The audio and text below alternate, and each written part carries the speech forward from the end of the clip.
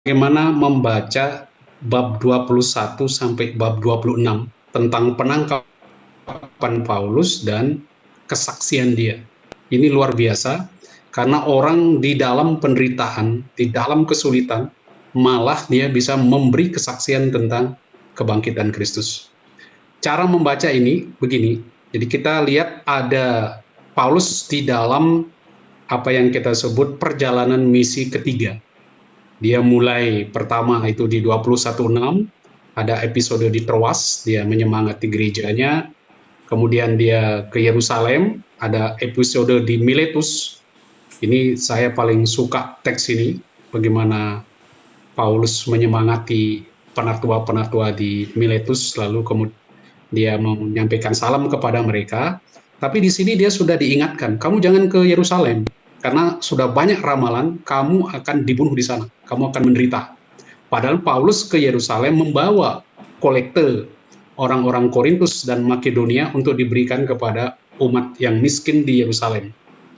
Lalu dia juga ketika dalam perjalanan misi ketiga, jadi ketika dia tiba di Kaisarea, seorang nabi bernama Agabus juga bernubuat, bahkan membuat suatu kesaksian, perbuatan tanda, bahwa Paulus akan ditahan di Roma, di Yerusalem.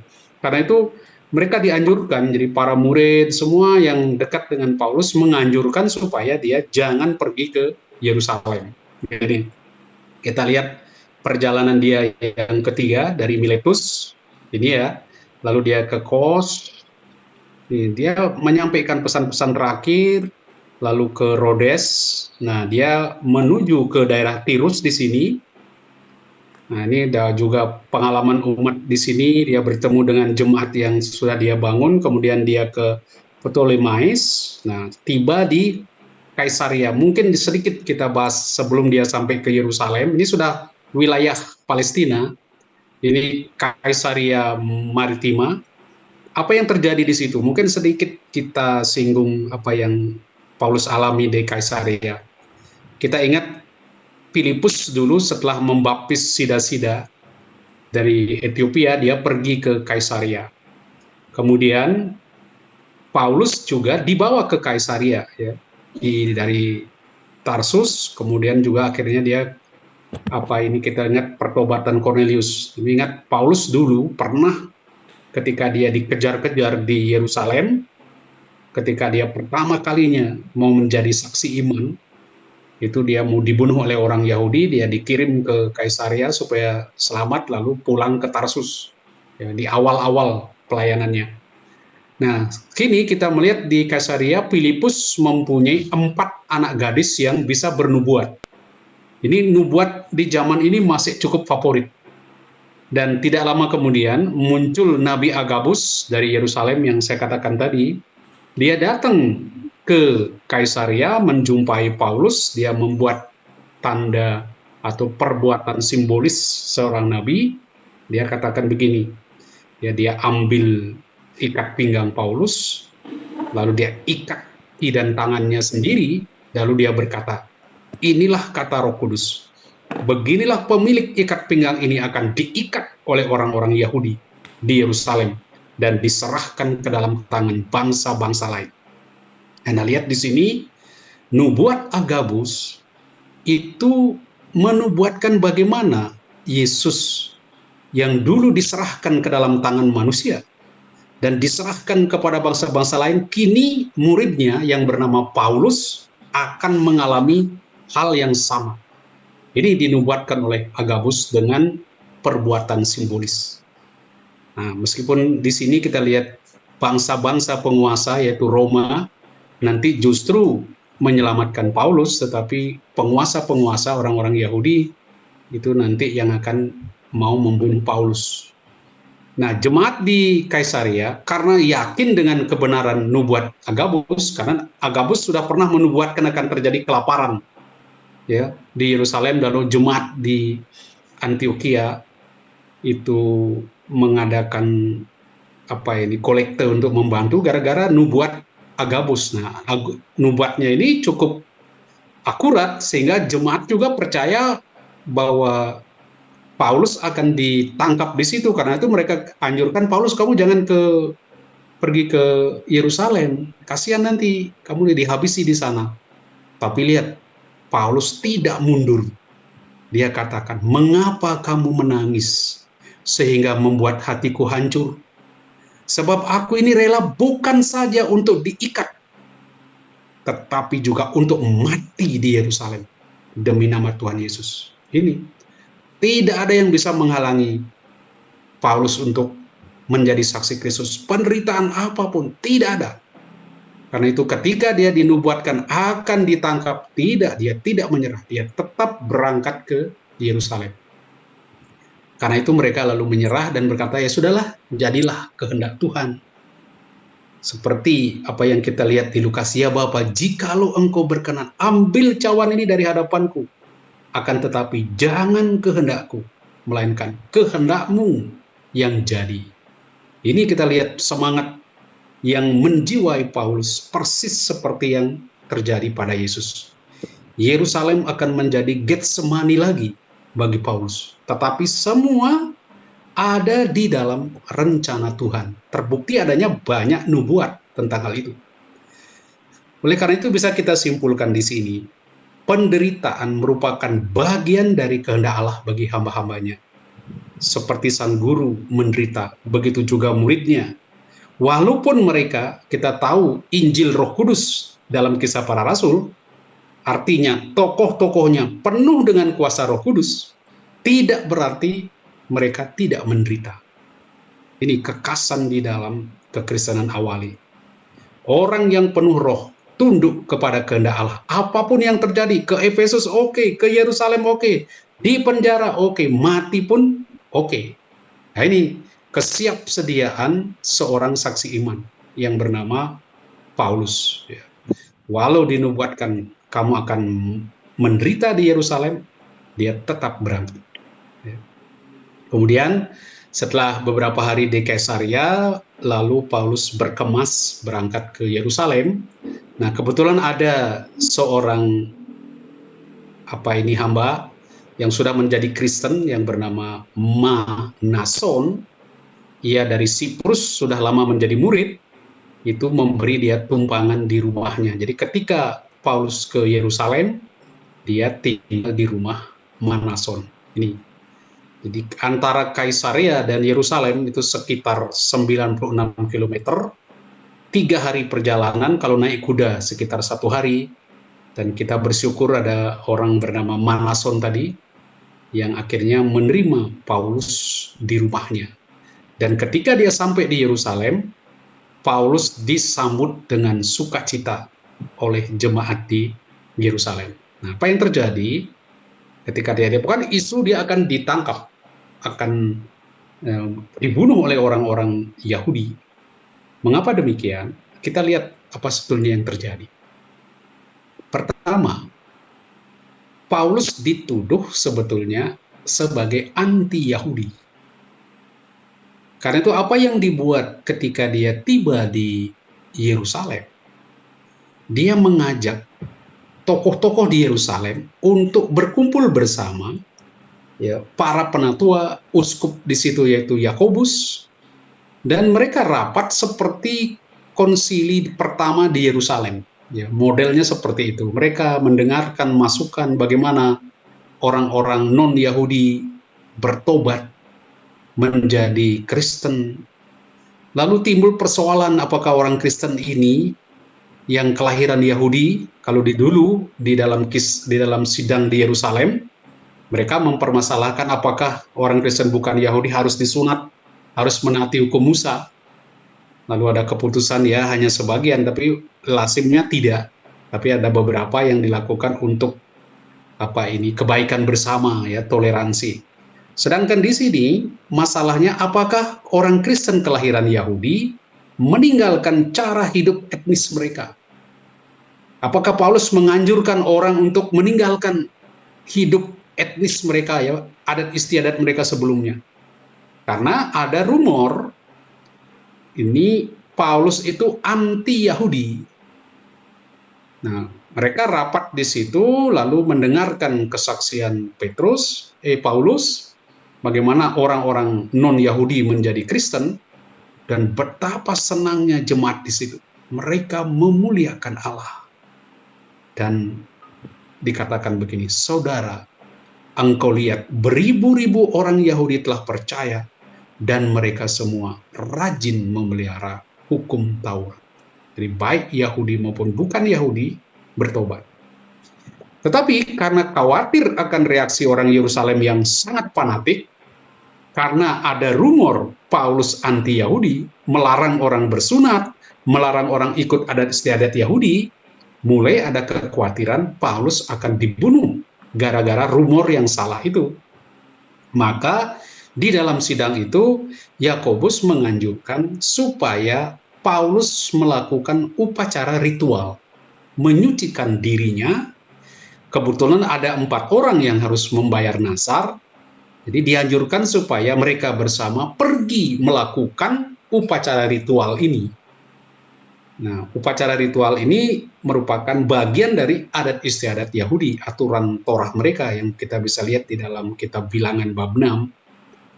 Lalu ini dimaksudkan untuk membuktikan bahwa Paulus itu tetap setia pada hukum Taurat. Jadi jangan anggap dia itu anti-Yahudi. Demikian Paulus sesuai dengan anjuran Yakobus, ya, dia lalu melakukan perbuatan ini. Dia katakan, Paulus sebagai tahanan kemudian di sini akan benar-benar menunjukkan bagaimana dia taat sebagai orang Yahudi, tetapi akan menderita banyak sebagai seorang misionaris di sini. Nah, kita lihat apa yang terjadi berikutnya setelah dia diminta untuk melakukan ritual. Inilah yang kita akan lihat di sini. Struktur dari bab 21 sampai bab 23 ini kurang lebih begini.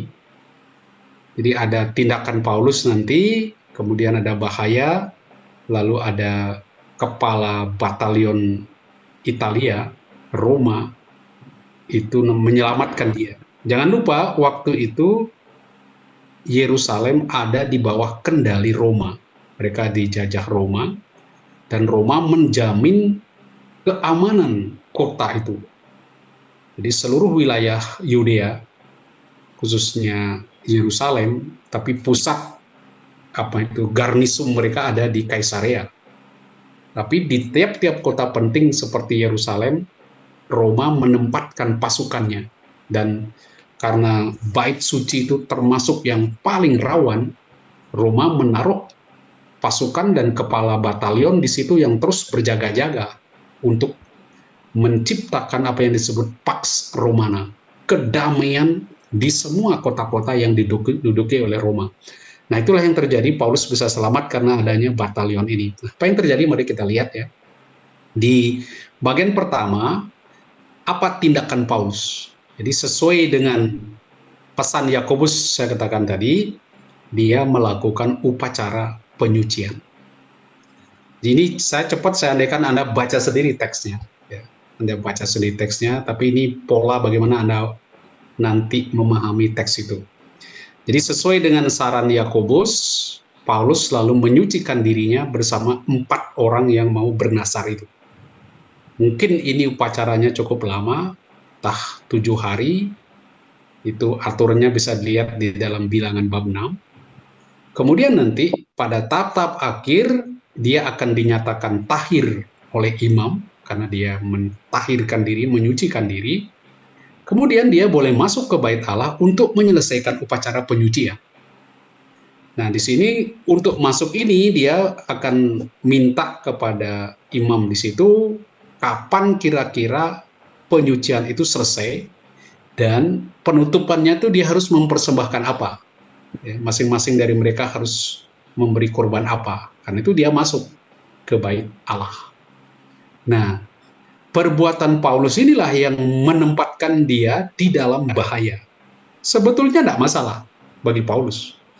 Tetapi terjadi orang-orang Yahudi yang datang dari provinsi Asia, ya wilayah Turki, ya Asia kecil di situ. Anda lihat Paulus kan berkeliling menyebarkan Injil ke sana, dan dia sudah menobatkan begitu banyak baik orang Yahudi maupun non-Yahudi, dan di beberapa tempat orang-orang Yahudi marah sekali kepada Paulus karena mereka merasa dihina oleh Paulus. Ya, Paulus dianggap sesat dan menyesatkan, memberi ajaran-ajaran yang menentang ajaran Yahudi. Nah, mereka benci sekali kepada Paulus, dan ketika mereka ke Yerusalem untuk hari raya Pentakosta, Paskah, mereka menghasut orang-orang di Yerusalem untuk menangkap Paulus. Ya, karena kebetulan mereka tahu Paulus ke Yerusalem. Nah, apa tuduhannya? Pertama, Paulus anti-Yahudi, mengajar semua orang di mana-mana untuk menentang bangsa kita, menentang hukum Taurat, dan juga tempat suci. Dia menajiskan bait suci karena apa? Dia dituduh membawa orang Yunani ke dalam bait Allah. Jadi ini ada salah pengertian. Kalau ini dia sangkal, saya tidak anti-Yahudi, dia nanti jawab, saya orang Farisi, bla bla bla. Dia tentang itu. Saya lebih Yahudi dari kalian. Kemudian yang ini, tuduhan bahwa dia menajiskan bait suci dengan membawa orang Yunani masuk ke dalam bait Allah yang sebetulnya tidak boleh, ada ruang di mana hanya orang-orang Yahudi yang boleh masuk. Nah, dia dituduh membawa orang Yunani, padahal ini salah paham. Karena yang terjadi sebetulnya Trofimus dari Efesus, dia bawa masuk, dia ini bukan orang Yunani, tetapi orang Yahudi dari Yunani. Nah, ini terjadi salah pengertian, ributlah mereka, geger karena dihasut. Jadi Anda tahu, ini halaman untuk orang non-Yahudi, ini hanya sebatas di sini, tapi dia bawa masuk mereka ke dalam ini, ke wilayah di mana orang non-Yahudi tidak boleh masuk. Itu terjadi kericuhan, maka ini net laut ya, bait Allahnya dulu saya tidak perpanjang di situ. Jadi karena tuduhan ini, mereka ribut, menangkap Paulus, mau membunuh Paulus di sana. Ini huru-hara. Paulus hampir saja mati digebuki rame-rame. Dia diseret, kemudian dia dibawa keluar dari tempat suci, karena bilang ini manusia jahat ini, kita tidak ingin darahnya mencemari bait suci kita. Dia diseret keluar, jadi terjadi kekerasan yang luar biasa terhadap Paulus. Orang-orang Yahudi yang mempertahankan status quo-nya, tidak mau diobok-obok ya ajaran-ajaran agamanya. Jadi ini mereka kenapa tidak tahan dengan kritikan-kritikan Paulus, akhirnya mereka main hakim sendiri. Sebab Paulus bagi mereka orang murtad yang pantas mendapat kekerasan. Ini maka berteriak-teriak untuk menghancurkan Paulus, tetapi huru-hara yang begitu ngeri ini dilihat oleh batalion Romawi. Karena itu dia lalu memerintahkan pasukannya untuk segera menangkap Paulus dan merantai dia. Jadi dia diikat, kemudian ini dia harus menyelesaikan karena tidak boleh orang main hakim sendiri di situ. Paulus akhirnya selamat dari hukuman mati, hukuman massal ya, hakim massal, gara-gara ada batalion Romawi ini. Lalu batalion ini coba nanyakan, sebetulnya Paulus ini siapa sih? Apa sih yang dia buat kok kalian tuh rame pukuli dia setengah mati? Tetapi tidak ada yang menjawab, karena mereka cuma teriak-teriak saja, hancurkan, pukul dia, kan gitu kan, pengadilan massa kan begitu. Orang datang ini salahnya apa? Nggak ngerti, pokoknya hajar saja, gitu. Akhirnya batalion ini, kepala batalion ini menyuruh anak buahnya untuk membawa Paulus ke markas. Jadi dibawa ke markas militer. Dengan demikian Paulus selamat dari amukan massa. Nah, tapi seluruh rakyat berbondong-bondong mengikuti dia, teriak-teriak, enyahkan dia, bunuh dia, ya seperti Yesus yang diadili itu, salibkan dia, enyahkan dia. Mereka teriak-teriak sembari Paulus dibawa ke markas militer. Nah, sampai pada tahap ini, kepala batalion itu sudah melakukan intervensi untuk menyelamatkan Paulus. Tapi ketika mau masuk ke markas, sementara orang banyak masih teriak-teriak, Paulus katakan, saya boleh enggak mengatakan sesuatu padamu? Wih, kaget orang batalion ini, kepala batalion ini kaget. Paulus bahasa Yunani. Loh, kamu bisa bahasa Yunani? Paulus katakan, iya bisa. Dan Paulus lancar bahasa Yunani dan bahasa Aram. Tambah kaget lagi dia. Karena kepala batalion ini mengira Paulus ini orang Mesir yang suka bikin kacau. Jadi beberapa kejadian belakangan, itu beberapa orang Mesir melakukan huru-hara, menimbulkan kekacauan, pemberontakan. Misalnya salah satu saja, ada satu tokoh mengacau dengan 4.000 orang bersenjata. Tetapi kemudian mereka ditumpas, lari ke padang gurun. Nah, si kepala batalion ini menduga jangan-jangan Paulus ini kepalanya itu. Balik lagi. Nah, dia pikir, jangan orang ini, maka segera ditangkap. Kemudian Paulus mengklarifikasi, no, saya bukan orang Yahudi, orang Mesir. Saya orang Yahudi, saya dari Tarsus, Kilikia. Dia belum jelaskan dirinya, perkenalkan siapa dirinya. Wih, kagetlah kepala batalion tuh, oh ternyata saya keliru. Sekarang apa yang terjadi? Apa yang kau minta? Paulus minta supaya diberi kesempatan bicara kepada orang banyak yang teriak-teriak itu, nyahkan dia, nyahkan dia. Nah, si kepala batalion ini mengira Paulus akan berbicara menenangkan mereka. Karena itu diizinkan oleh kepala batalion itu untuk berbicara. Dan inilah yang saya katakan luar biasa dari seorang Paulus. Dalam keadaan terdesak, dia tampil sebagai seorang orator yang kawakan. Dia gaya sekali, dia berdiri, dia memberi tanda isyarat, diam kalian. Semua diam, semua tenang. Lalu Paulus mulai berbicara. Dia berbicara di dalam bahasa Aram, ya, bahasa Ibrani, bahasa nasional mereka, lalu menyampaikan pidato yang sangat apologetik. Kalau Anda baca khotbah Petrus sebelumnya, Paulus juga mirip dengan Petrus, bahkan lebih kencang dia. Dia mulai cerita tentang hidupnya, pengalamannya, sekolahnya, dia orang Yahudi, orang Farisi, semua dia katakan, dan terutama dia bicara tentang pengalamannya dalam perjalanan ke Damsyik. Bagaimana dia bertobat, bagaimana dia mengenal Kristus, berjumpa dengan Kristus yang bangkit, dan dia mulai ngoceh panjang lebar tentang apa artinya kebangkitan. Dan kebangkitan itu telah mengubah dia. Tetapi di situ ada seorang bernama Ananias, seorang yang saleh menurut hukum Taurat, terkenal baik di antara orang Yahudi yang ada di situ. Ia berdiri di dekatku dan berkata, Saulus saudaraku, hendaklah engkau melihat kembali, dan seterusnya. Pertobatan ini, ya, dia dibaptis, saya kira tidak perlu saya panjang lebar ceritakan, karena ini sudah berkali-kali dia, 3 kali nanti dia ceritakan ini. Nah, saya mau tunjukkan teknik penulisan ini bagus sekali. Ya.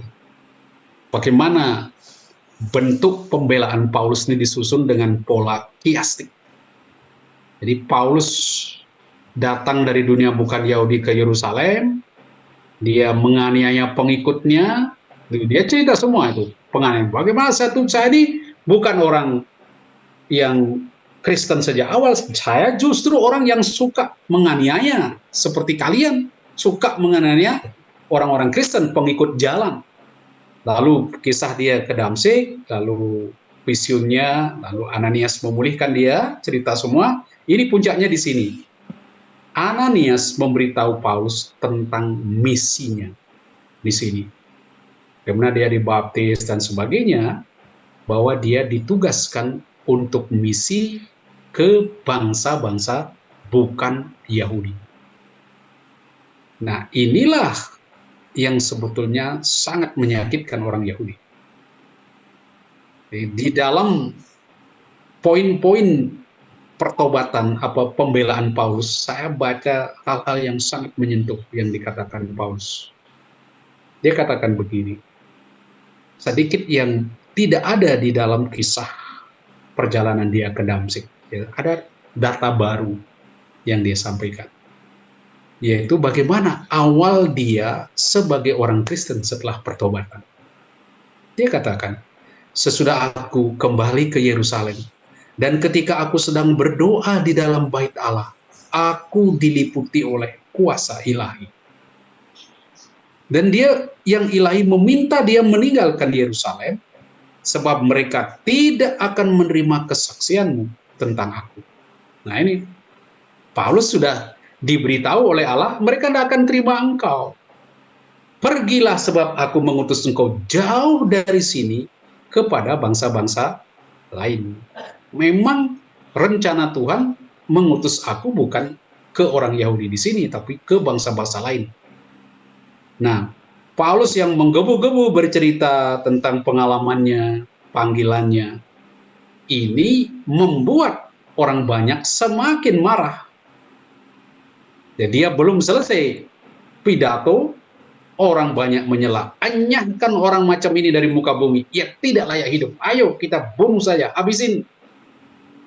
Jadi ramai lagi ribut mereka tidak bertobat dengan khotbah Paulus, tetapi justru ingin membunuh dia. Karena itu kembali kepala batalion itu turun tangan. Dia memerintahkan untuk membawa Paulus ke markas, lalu menginterogasi Paulus. Dia memerintahkan agar Paulus dicambuk supaya dapat diketahui apa sebabnya orang banyak itu teriak-teriak demikian terhadap dia. Kita mau siksa dia biar dia ngaku. Kamu ini sebelumnya siapa? Kok orang begitu banyak teriak-teriak minta engkau dibunuh? Lalu Paulus katakan, kau mau cambuk saya? Memangnya boleh mencambuk seorang warga negara Roma? Apalagi orangnya belum diadili, kau mau cambuk saya? Kau ini batalion Romawi, berani-berani mau mencambuk saya. Saya ini punya warga negara Romawi. Wah, kepala batalion itu kaget. Kamu ini punya warga Roma? Iya, saya punya warga melalui kelahiran. Wong dia saja, kepala pasukan saja, dapat warga negara karena membeli. Paulus dari kelahiran, bukan orang sembarang. Maka kepala batalion itu mulai pikir-pikir mau menyiksa Paulus. Tapi dia lebih memikirkan sekarang bagaimana menyelamatkan Paulus. Karena sangat berbahaya kalau terjadi apa-apa dengan orang yang punya warga negara Roma. Oleh karena itu kepala pasukan itu lalu ingin mengetahui apa sebetulnya yang dituduhkan orang-orang Yahudi kepada Paulus. Karena harus diadili, tidak bisa disiksa begitu saja. Oleh karena itu keesokan harinya ia menyuruh mengambil Paulus dari markas, perintahkan supaya imam-imam kepala dan para anggota Mahkamah Agung itu kumpul. Nanti saya hadapkan mereka dengan Paulus. Nanti kau tuduh apa kesalahan Paulus, nanti kami adili. Ya, kan enak gitu kan. Jadi jelas salahnya apa. Karena itu dikumpulkanlah Mahkamah Agama, lalu ada 70 orang ini ya bentuknya. Jadi karena mereka yang punya hak mengadili kasus-kasus agama, tapi tidak boleh menjatuhkan hukuman mati.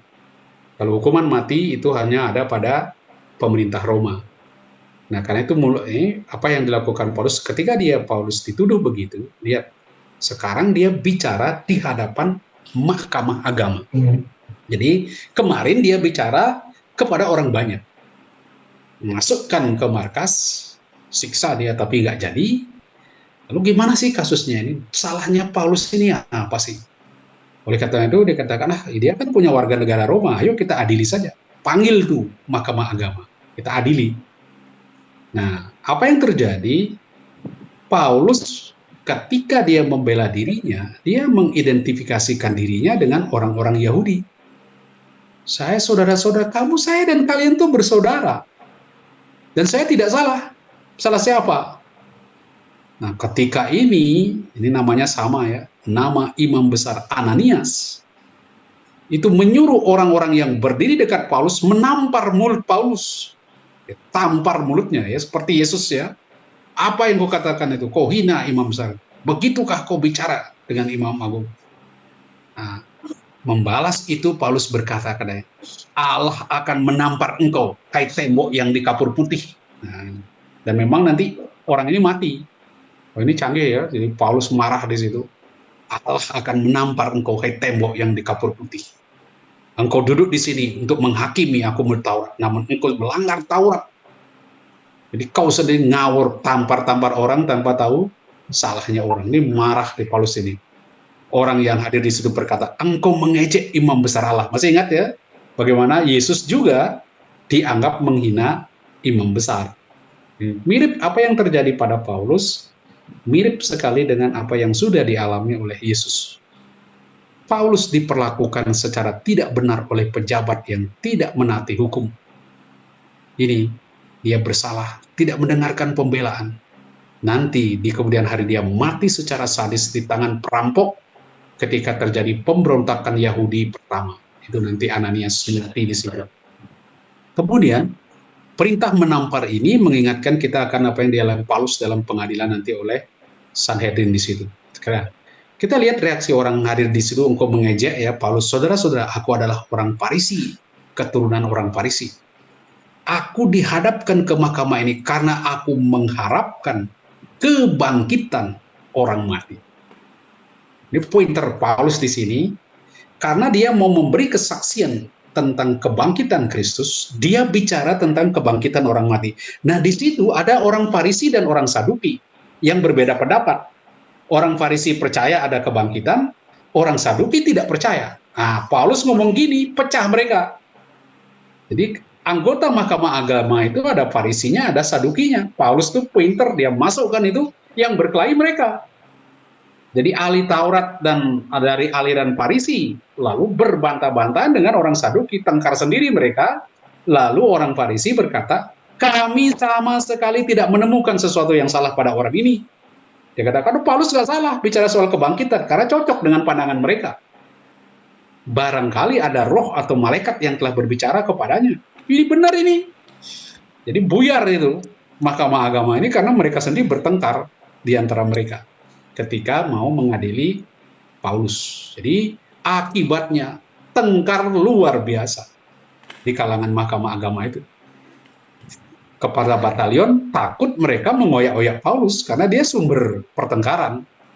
Karena itu ia memerintahkan pasukan untuk mengambil Paulus lagi, membawa dia ke markas militer. Jadi markas militer ini semacam penjara, tetapi bukan penjara yang umum. Jadi ini sebenarnya bukan tempat orang ditahan karena bersalah, tapi orang ditahan untuk diselamatkan. Supaya musuh-musuhnya, orang-orang yang mau membunuh dia tidak bisa masuk, ya, tidak bisa datang. Jadi dia sebenarnya diselamatkan oleh kepala batalion itu.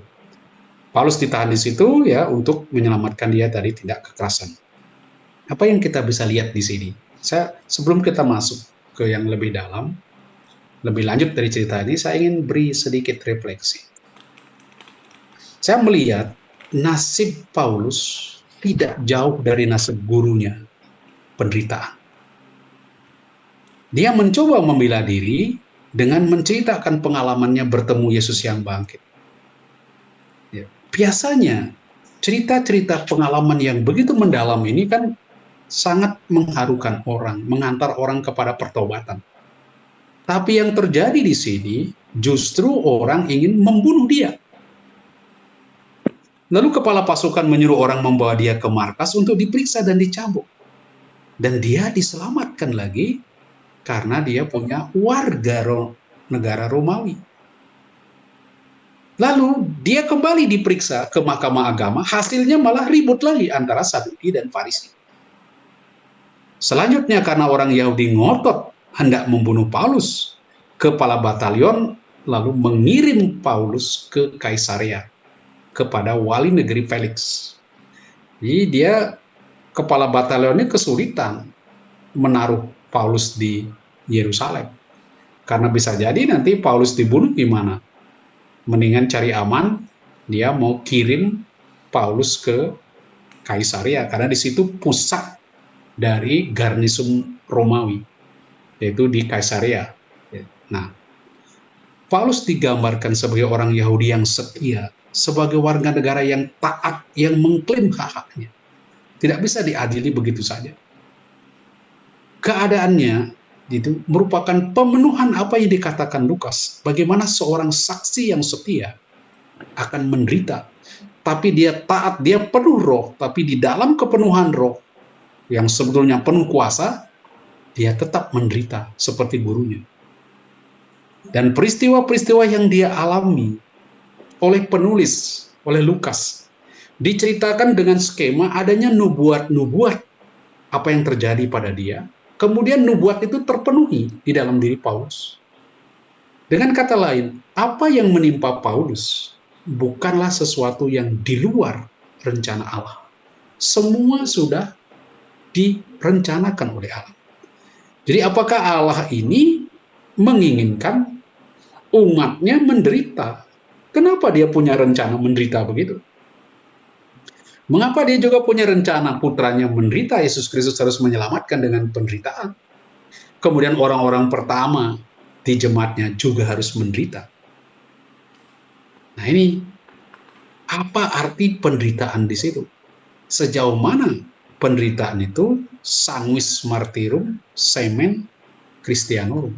Apa kita bisa melihat derita yang kita alami demi Yesus sebuah benih bagi kekristenan, dan itu subur sekali di zaman dulu karena ada orang-orang yang mengorbankan dirinya. Itu perjalanan Paulus ya. Kita tutup dia di sini, dia dibawa ke Kaisarea. Di singkat kata, saya beri pertanyaan lagi kepada kalian sebelum masuk yang berikutnya. Jadi ini dia dari Yerusalem di sini, sekitar 96 kilo, dia dibawa ke Kaisarea karena kepala batalion Roma tidak bisa mengendalikan amuk massa yang mau membunuh Paulus. Pengadilan juga tidak jalan, karena itu sudah kirim aja ke pusat, yaitu ke Kaisarea. Itu ada Felix di situ yang menjadi wali negeri di sana. Nah, kita masuk ke bagian yang kedua. Ini kesaksian Paulus lebih seru di sini. Di bagian yang kedua ini, kita lihat adegan-adegan yang kedua ini, poinnya bagaimana. Jadi ada 4 adegan nanti, di bagaimana dia diadili oleh Felix, nanti Felix juga diganti. Kita lihat agak cepat sedikit, mudah-mudahan waktunya cukup ya. Nah begini, setelah terjadi peristiwa ditahan ini, Paulus sebagai tahanan di hadapan otoritas Romawi. Nah, secara keseluruhan ditekankan bahwa Paulus dinyatakan tidak bersalah oleh otoritas Romawi. Mulai dengan vision pada malam setelah Paulus terbebas dari kekerasan Sanhedrin tentang memberi kesaksian, dia dapat gini, dia diberitahu oleh Tuhan, kuatkanlah hatimu, sebab sebagaimana engkau dengan berani telah bersaksi tentang aku di Yerusalem, demikian jugalah engkau harus bersaksi di Roma. Nah ini dia sudah mendapat vision bahwa dia harus ke Roma memberi kesaksian. Ini status Paulus yang berkenan ya. Di dalam situasi kaos kacau, Tuhan masih pegang kendali setiap peristiwa. Rencana Allah tidak bisa dibatalkan. Penahanan Paulus justru akan menjadi kesempatan bagi dia menjadi saksi di Roma. Jadi ada persekongkolan orang Yahudi, lebih dari sekitar 40 orang berkomplot dengan sumpah tidak makan atau minum sebelum membunuh Paulus. Nah itu, mereka semangat sekali mau bunuh Paulus. Dan dia membuat program rencana yang bagus sekali. Dia katakan gini kepada imam kepala, dia katakan, hendaklah kamu bersama dengan mahkamah agama menganjurkan kepada kepala pasukan supaya ia menghadapkan Paulus lagi kepada kamu. Jadi cuma minta supaya Paulus didatangkan lagi biar diadili. Seolah-olah kamu hendak memeriksa perkaranya lebih teliti. Sementara itu kami sudah siap sedia untuk membunuh dia sebelum dia sampai kepadamu. Nah, pintar kan mereka. Nanti minta di tengah jalan kami habisi dia. Akan tetapi cerita kesepakatan ini, komplotan ini, itu ternyata sampai juga kemana-mana. Nah itu repotnya. Ketahuan. Yang tahu antara lain kemenakan putra dari saudara perempuan Paulus. Keponakannya tahu, dia cepat-cepat lapor kepada Paulus, lalu menyampaikannya kepada seorang perwira yang kemudian disampaikan kepada kepala pasukan. Ya kepala pasukan ya bingung lah, jangan sampai Paulus dibunuh. Maka dia akan putuskan jangan katakan kepada siapapun juga bahwa engkau telah memberitahukan hal ini kepadaku. Diam-diam, aku akan berpura-pura tidak tahu. Nanti ini, ya, Paulus disuruh ke markasannya untuk menjamin keamanan supaya punya warga. Nah, ini setelah ini digagalkan, dia tahu ini, kepala pasukan lalu menindaklanjuti laporan kemenakan Paulus dan meminta 2 orang perwira menyiapkan pada jam 9 malam 200 prajurit untuk berangkat ke Kaisaria kepada Gubernur Felix. Lalu 70 orang berkuda dan 200 orang bertombak. Nih, Paulus ini dibawa ke Kaisaria dengan pasukan lengkap. Aman dia. Jadi seperti tahanan ini orang penting sekali, dijaga 200 prajurit, 70 orang berkuda, 200 orang. Di siapa berani macam-macam? Karena dia punya warga negara Romawi. Jadi seperti tahanan penting banget. Ya. Jadi bahaya yang dihadapkan besar sekali dan tingginya kualitas keamanan ini. Bagaimana orang Roma menjamin jangan sampai warganya ada yang dibunuh. Nah, kemudian dia menulis, kalau Lisias menulis surat sesuai dengan standar surat zaman itu kepada Gubernur Felix. Dia beri laporan, ini loh kami ada masalah di sini, orang Yahudi mau bunuh Paulus, saya tidak tahu kasusnya, adalah kau yang adili, urus di situ, bagaimana? Jadi untuk pertama kalinya ini Paulus dinyatakan tidak bersalah secara politik. Dia katakan ini sebenarnya orang ini nggak salah, tapi orang-orang Yahudi ini marah-marah itu gimana? Ya coba kau bereskan di sana, oke. Nah, para prajurit melaksanakan perintah pasukan, mereka mengambil Paulus dan membawanya ke Antipatris sekitar 35 mil atau 56 km dari Yerusalem. Dan mereka kembali ke markas, pulang, lalu Gubernur Felix menanyakan Paulus tentang provinsi mana dia berasal. Kamu dari mana? Ketika dikatakan dari Kilikia, wah jauh banget. Oke lah, kamu saya adili di sini. Karena ada aturan di mana saja orang boleh diadili. Lalu dia menahan Paulus di istana Herodes, istana yang dibangun oleh Herodes Agung, itu Antipater, putra Herodes Agung sebelumnya. Nah, ini dia ditahan di Kaisaria, jadi di tempat penting, tapi bukan sebagai orang pesakitan yang disiksa karena dia punya warga negara Roma. Dia cukup aman. Nah sekarang Felix yang meriksa, gubernur ini yang meriksa dia, yang harus menghakimi dia.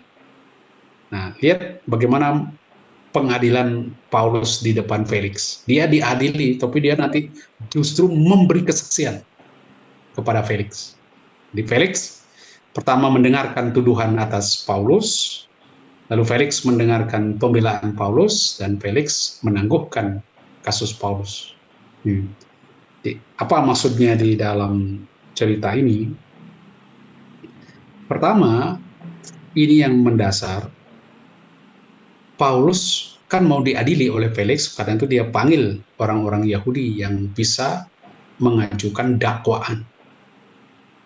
Ini, jadi 5 hari kemudian Imam Besar Ananias, beberapa tua-tua Tertulus, seorang pengacara, menghadap Marcus Antonius Felix, prokurator yang ada, yang tinggalnya di Kaisaria, karena di situ pusatnya Roma, ya, bukan di Yerusalem. Yerusalem cuma karena ada Bait Allah, itu banyak pasukan di situ, kadang-kadang prokurator pergi ke sana.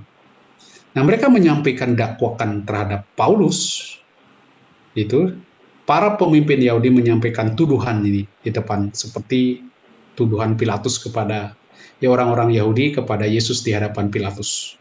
Ini ada pengacara, wah ini teknik tinggi kalau Anda membaca teksnya di bab 23. Tapi ini lebih pada teknik bicara, isinya tidak ada. Karena tuduhan terhadap Paulus itu tidak punya dasar. Mereka menyebut Paulus itu penyakit sampar. Karena pembuat masalah, pengacau, bikin onar saja. Oh, itu tuduhan mereka.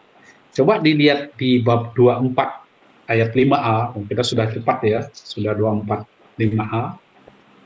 Di situ dikatakan, ya, saya baca teksnya. Kami dapati bahwa orang ini adalah penyakit sampar, seseorang yang menimbulkan kekacauan di antara semua orang Yahudi di seluruh dunia, dan bahwa ia adalah seorang tokoh dari aliran Nasrani.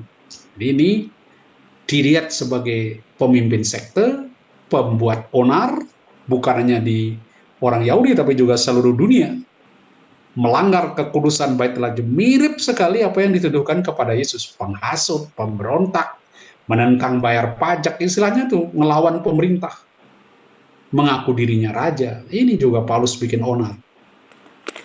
Anehnya, Tertulus menyebut Paulus bukan Petrus atau Yakobus sebagai pemimpin yang paling berpengaruh. Aneh kan? Dia disebut pemimpin sekte Nasrani. Padahal kan pemimpinnya Yakobus atau Petrus. Tuduhan paling efektif terhadap orang Yahudi pada zaman Claudius, yaitu bahwa dia memberontak, bikin onar. Karena Roma sangat sensitif dengan kedamaian. Jadi kalau Anda bikin onar, hajar. Dan bait suci itu yang paling sering menjadi tempat onar. Maka ada kepala pasukan di situ yang siap berjaga. Lalu Tertulus mengakhiri katanya dengan pernyataan bahwa Felix memeriksa Paulus tentu akan mendapati apa yang dituduhkan. Juga orang-orang Yahudi menyokong dakwaan ini. Lalu Paulus nanti membela diri, dia menyangkal semua dakwaan. Mereka tidak dapat membuktikan kepadamu apa yang sekarang dituduhkan mereka kepadamu. Singkat kata, Paulus mencoba memperkecil dakwaan dari membuat huru-hara, merusak kedamaian ke masalah teologis tentang kebangkitan orang mati. Wah ini, Anda lihat dia belokkan pelan-pelan, dia sangkal semua tuduhan membuat huru-hara, lalu dia mengarahkan ke kesaksian iman. Jadi Paulus malah khotbah di sini. Jadi Felix yang tidak tahu benar-benar tentang jalan itu menangguhkan perkara Paulus. Jadi setibanya kepala pasukan Lisias di sini, aku akan mengambil keputusan dari perkaramu. Sorry ya, saya tidak bisa memutuskan. Pusing, saya tidak ngerti. Lalu Paulus ditahan, tetapi tahanan ringan. Dan mencegah seorang pun dari sahabatnya melayani dia, tidak boleh.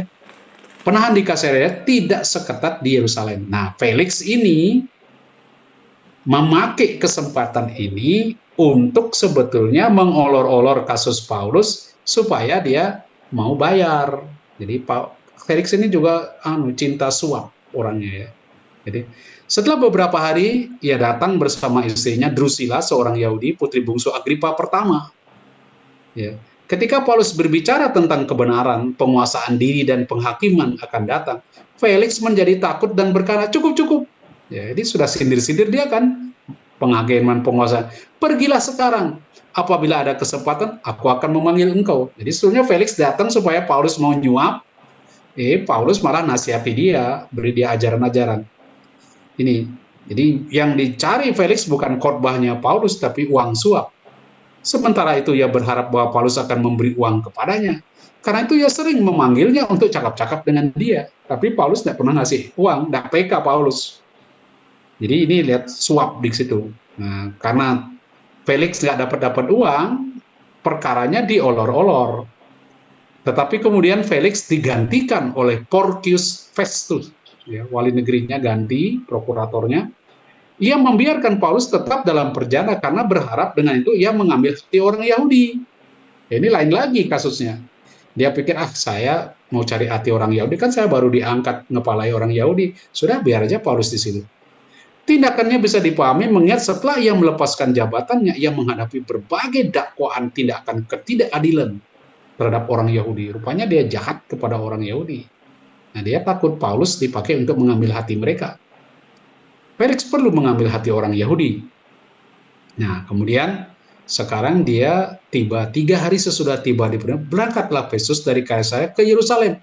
Di situ imam-imam kepala dan orang Yahudi yang terkemuka datang menghadap dia dan meminta suatu anugerah yang merugikan Paulus, yaitu menyuruh Paulus datang ke Yerusalem. Mereka katakan, ayo bawa dia ke sini biar kami adili di Yerusalem. Jadi, karena ini prokurator baru mau cari hatinya orang Yahudi karena dia punya kasus banyak dengan orang Yahudi. Nah, karena itu dia lalu memutuskan membawa Paulus ke Yerusalem untuk diadili lagi di sana. Nah, Paulus yang mengerti tidak mungkin bisa hidup kalau dia diadili di Yerusalem, dia tidak mau. Kemudian dia meminta supaya diberi kesempatan untuk naik banding. Nah, itu. Jadi saya katakan, saya baca teksnya. Festus yang tidak mengambil hati orang Yahudi berkata, apakah engkau bersedia pergi ke Yerusalem supaya engkau dihakimi di sana di hadapan tentang perkara ini? Namun kata Paulus, aku sekarang berdiri di sini di hadapan pengadilan Kaisar, dan disinilah aku harus dihakimi. Dia bilang, sorry, aku tidak mau ke sana. Aku harus diadili oleh Kaisar, bukan oleh orang Yahudi. Seperti engkau sendiri tahu benar-benar, sedikit pun aku tidak berbuat salah terhadap orang Yahudi. Jadi, jika aku bersalah dan melakukan kejahatan setimpal dengan hukuman mati, aku rela mati. Tetapi jika aku dengan mereka tuduhkan itu terhadap aku tidak benar, tidak ada seorang pun yang berhak menyerahkan aku kepada mereka. Jadi maaf ya, kamu jangan serahkan aku kepada mereka. Aku naik banding kepada Kaisar. Nah ini Paulus karena punya warga negara Romawi dan tidak mau diadili orang-orang Yahudi yang pasti akan memutuskan untuk membunuh dia. Dia tidak mau, dia naik banding. Lalu Festus katakan, engkau telah naik banding kepada Kaisar, jadi engkau harus pergi menghadap Kaisar. Jadi kau harus ke Roma. Di situ kau akan diadili. Oke. Sekarang kasus adegan ketiga ini, Paulus diadili di hadapan Festus dan naik banding kepada Kaisar tadi. Jadi di pembelaan dia, karena supaya waktu kita cukup karena banyak hal menarik di pengadilan terakhir ini. Jadi Paulus dihadili di hadapan Festus, dia naik banding kepada Kaisar. Jadi 3 hari setelah tiba ya, ketika diadili Kaisarea, orang Yahudi mengemukakan banyak tuduhan terhadap Paulus, tetapi tidak bisa membuktikannya. Paulus dengan mantap melakukan pembelaan dan menegaskan bahwa ia tidak bersalah. Festus yang mengambil hati orang Yahudi menawarkan Paulus untuk diadili di Yerusalem, tapi Paulus tidak bersedia. Sebaliknya karena memiliki keluarga negara Romawi, ia minta banding kepada Kaisar Nero. Festus mengabulkannya dan mengharuskan Paulus ke Kaisar. Nah sekarang ini yang terakhir, bagaimana dia di hadapan Agripa. Bagaimana adegan di Agripa yang menjadi puncak dari pengadilan Paulus. Ada 3 bagian. Jadi yang tadi saya cepatkan supaya Anda bisa lihat keseluruhan ceritanya. Bagaimana Paulus ditangkap, dilepaskan, dipindahkan, lalu diadili. Nah, Agripa mendengarkan dakwaan terhadap Paulus secara pribadi dan secara publik. Jadi dua-duanya ini, Agripa ini orangnya sangat simpatik. Termasuk pernyataan Festus bahwa Paulus tidak bersalah. Ini dia. Agripa mendengarkan pembelaan Paulus, kemudian Agripa dan yang lain menyampaikan keputusan bahwa Paulus tidak bersalah. Di keputusan mereka. Kita lihat ya sedikit supaya merasakan indahnya teks itu, tapi perlu Anda ketahui siapa yang bernama Agripa itu. Jadi ini ada Herodes Agung, Herodes Agung yang punya istri 5, ada Doris, Mariamne 1, 2, kemudian Maltake, lalu Cleopatra.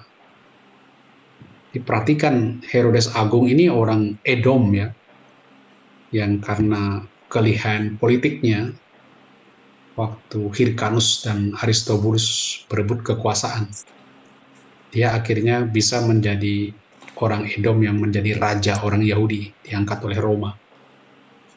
Dengan 5 istrinya, perhatikan dia anaknya tuh cukup banyak. Ada Antipater, Alexander, Aristobulus, Herodes Philippus. Ini perhatikan. Ini Herodes Philippus ini, itu dia tinggal di Roma yang nanti anaknya Salome gitu ya.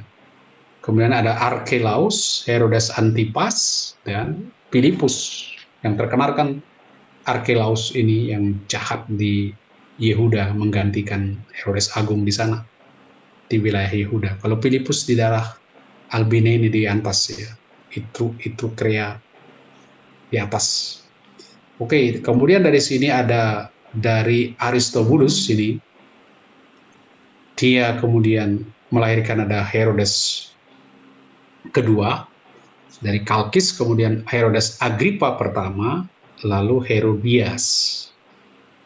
Nah, dari Herodes Agripa ini kita akan menemukan, ya, ini lahirlah yang disebut Agripa kedua.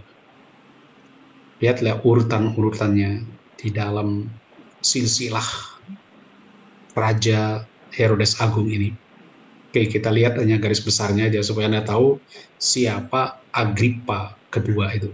Ini sudah cukup panjang dari Herodes. Sekali lagi supaya Anda lihat, ya, dari Herodes Agung, ya, kemudian Mariamne, istri kedua. Dari sini lahir Alexander dan Aristobulus. Nah, dari sini kemudian lahir Agripa pertama, baru kemudian Agripa kedua yang memerintah sekitar tahun 50 sampai 94. Itu sedikit tentang tokoh ini. Nah, Herodes Agripa berusaha membina hubungan baik dengan orang-orang Yahudi, terutama dalam hal penegakan hukum Taurat. Ia menganiaya umat Kristen, menghukum mati Rasul Yakobus, dan memenjarakan Petrus yang secara ajaib dibebaskan dari penjara. Dalam Kisah bab 12.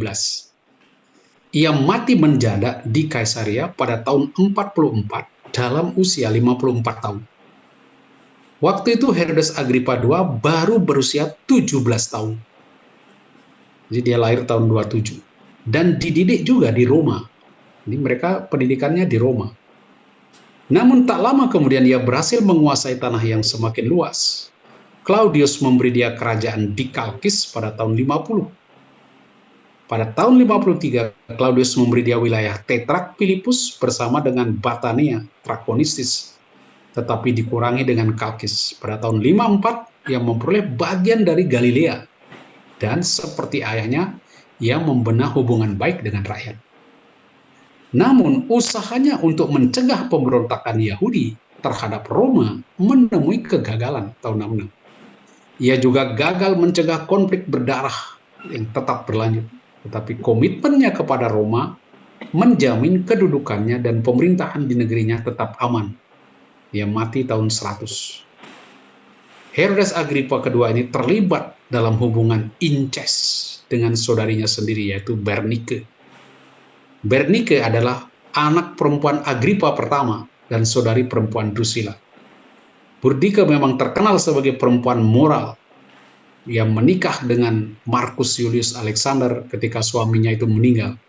Ia segera juga menikahi pamannya sendiri, Herodes Kalkis. Ini memang jago nikah, yang nakal. Bernike, kita ada perpanjang di situ. Nah, setelah mengabulkan permohonan Paulus untuk naik banding, seharusnya Festus menulis surat kepada ini sebagai surat pengantar Paulus ke Roma untuk memberitahu pengadilan kekaisaran secara khusus untuk kasus ini. Namun Festus tampaknya tidak tahu harus menulis apa. Harus dia jelaskan kan, ini kasusnya apa. Lalu ia membuat daftar orang-orang Yahudi yang ahli di bidang ini dan bisa membantu dia. Nah, ketika Agripa berkunjung, Raja Agripa berkunjung, dia melihat ini kesempatan bagus untuk memperoleh masukan dari Agripa. Lalu ia memberitahu kepada Agripa perihal perkara Paulus yang mau naik banding ke Kaisar di Roma. Nah, Agripa lalu diajak bicara. Ternyata Raja Agripa sangat tertarik dengan kasus itu. Karena itu dia ingin mendengarkan Paulus. Keesokan harinya Agripa dan Bernike dan orang-orang terkemuka di kota itu masuk ke ruang pengadilan. Sebagai bentuk kehormatan, Festus mempercayakan pemimpin sidang yang membahas perkara Paulus ini kepada Agripa. Di raja yang diminta.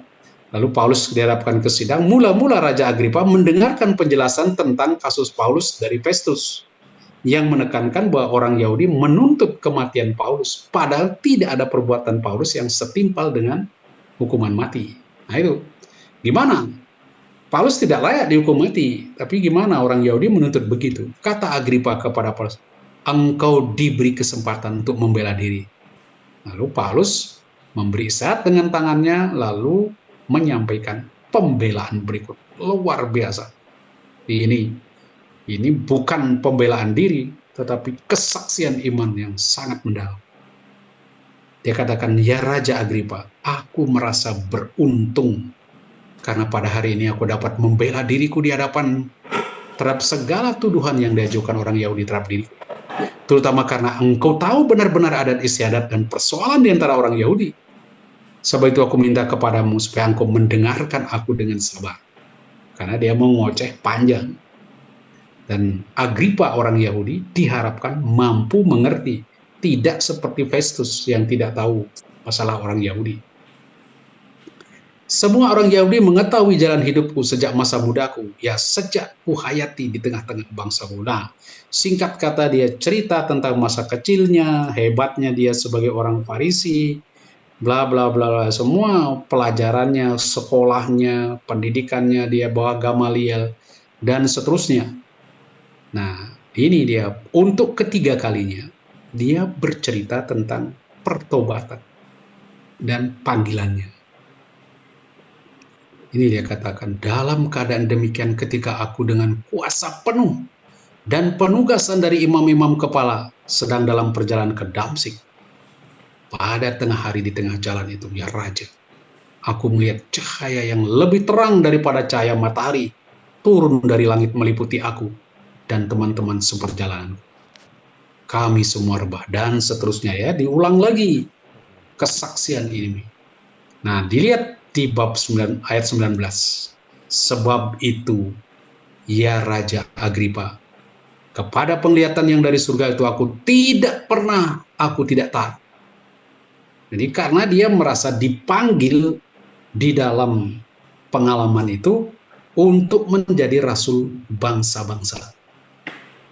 Tetapi mula-mula aku memberitakan kepada orang-orang di Damsyik, di Yerusalem, dan di seluruh tanah Yudea, dan juga kepada bangsa-bangsa lain bahwa mereka harus bertobat dan berbalik kepada Allah, serta melakukan perbuatan sesuai dengan pertobatan itu. Karena itulah orang-orang Yahudi menangkap aku di bait Allah dan mencoba membunuh aku. Karena itu mereka tidak suka. Namun dengan pertolongan Allah, aku dapat hidup sampai sekarang dan bersaksi kepada orang-orang kecil dan orang-orang besar. Apa yang kuberitakan itu tidak lain dari yang telah diberitahukan sebelumnya oleh para nabi dan juga oleh Musa, yaitu bahwa Mesias harus menderita dan bahwa dialah yang pertama yang akan bangkit dari antara orang mati, dan bahwa ia akan memberitakan terang kepada bangsa ini dan kepada bangsa-bangsa lain. Ini kesaksian Paulus di hadapan Agripa. Semangat sekali Paulus. Dia diadili, tetapi dia tidak membela diri dalam arti supaya tidak dihukum, tapi dia malah memberi kesaksian iman.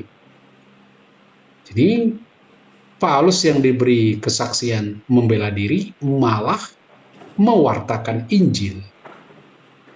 Mulai dari pengalaman masa kecil, kemudian pengalamannya di Damsyik. Ini saya lucu reaksi Agripa. Mendengar kesaksian Paulus, pada akhirnya Agripa berkata kepada Festus, orang itu sebenarnya sudah dapat dibebaskan, sekiranya ia tidak naik banding kepada Kaisar.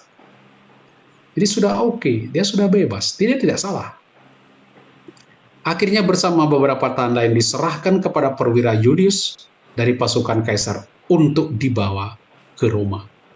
Di Paulus akhirnya diserahkan, ya sebenarnya kau tidak perlu banding, seandainya kau tidak banding, ya sudah, tidak perlu ke Roma, tapi sudah terkanyang banding, kasusnya surat sudah dikirim ke sana, ya tidak boleh ditarik lagi. Lalu berkatalah, bangunlah dan berdirilah. Jadi kita lihat kesaksian panggilan Paulus di sini dengan apa yang ada di Kisah dan juga di bab 22 sebelumnya sedikit berbeda. Jadi seorang pelayan firman adalah orang yang dipilih dan ditetapkan oleh Allah sendiri. Pelayan itu orang yang harus menolong dan bekerja untuk tuannya. Dia berbicara tentang apa yang didengar dan dilihat, tetapi juga tentang apa yang akan diperlihatkan Tuhan kepadanya. Itu seperti ketika dia melihat penampakan di Makedonia. Seorang pelayan firman pertama-tama harus mengalami hidup bersama Yesus menjadi saksi kebangkitan. Senantiasa datang berkumpul, ini syarat-syaratnya. Ini saya katakan mengapa ada 3 kisah berbeda tentang satu peristiwa. Sebab bukanlah peristiwa jasmania, melainkan pengalaman batin yang diungkapkan makin lama makin mendalam.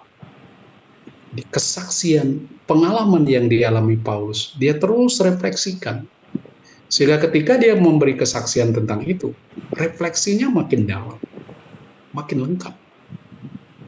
Jadi, tapi yang penting halal pokok bahwa dia berjumpa dengan Yesus yang bangkit, kemudian dia mengalami pertobatan, dia berubah, lalu Tuhan, dia ingat akan panggilan Tuhan untuk menjadi saksi Kristus di mana-mana. Saya beri di sini kurang lebih perbedaan-perbedaan bagaimana menangkapi kok ada 3 cerita yang berbeda, tetapi intinya sama tentang pertobatan Paulus.